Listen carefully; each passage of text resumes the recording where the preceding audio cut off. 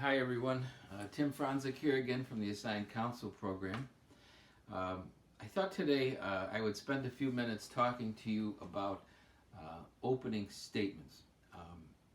I know that most trial lawyers, defense attorneys included, probably prefer doing closing arguments to opening statements because in the closing argument you get to analyze the evidence and from the defense point of view to point out the weaknesses in the people's proof and explain to the jury why there is reasonable doubt and why they should return a verdict of not guilty. So it's your opportunity to shine. But opening statements, in my view, are probably just as important as closing arguments. Why? Because it is your first real opportunity during the course of the trial to shape the jury's impression of the proof that's going to be coming forward.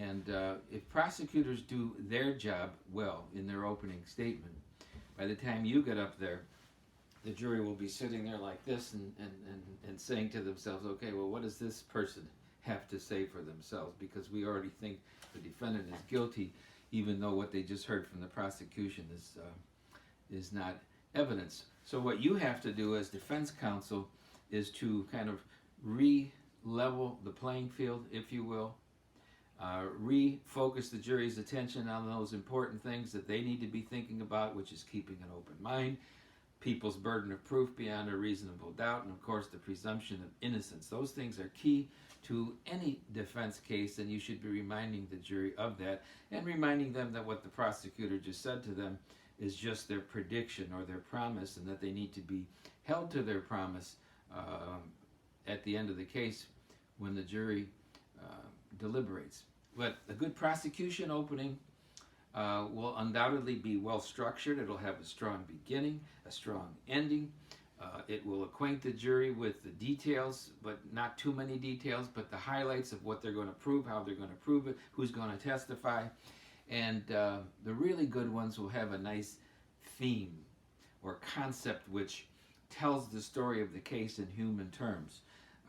So if there's a good prosecution opening statement, as I say, by the time you get up there, your work is cut out for you. And you have to bring the jury back to a level playing field so that you can get their mind right and reshape their focus in terms of how they view the evidence as the case goes forward.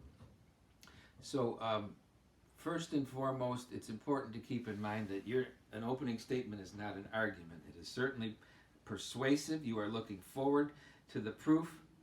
But from the defense perspective, what you should be focusing on are those key points that you are going to be asking the jury to focus on during the trial, because in your view, these are the things that are going to spell out reasonable doubt for the jury. So you are basically, in your opening statement, putting the jury on the alert for certain things that are going to come out through the trial or not going to come out through the trial, which in your view will spell out reasonable doubt. Because if you try and take them on point for point, detail for detail, not only will you bore the jury, but you will probably be objected to on the grounds that you are arguing the case as if the proof has already been presented, when in fact the jury hasn't yet heard an ounce of proof.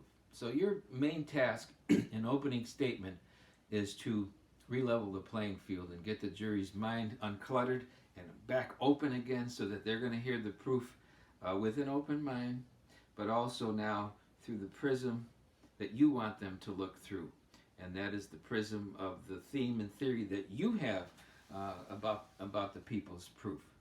It's not an easy task, but it comes from preparation, knowing what the prosecution's case will be, knowing where their key areas of vulnerability are and how you're going to exploit them, and then bringing those little highlights and tidbits to the jury's attention in opening statement without giving them too much detail.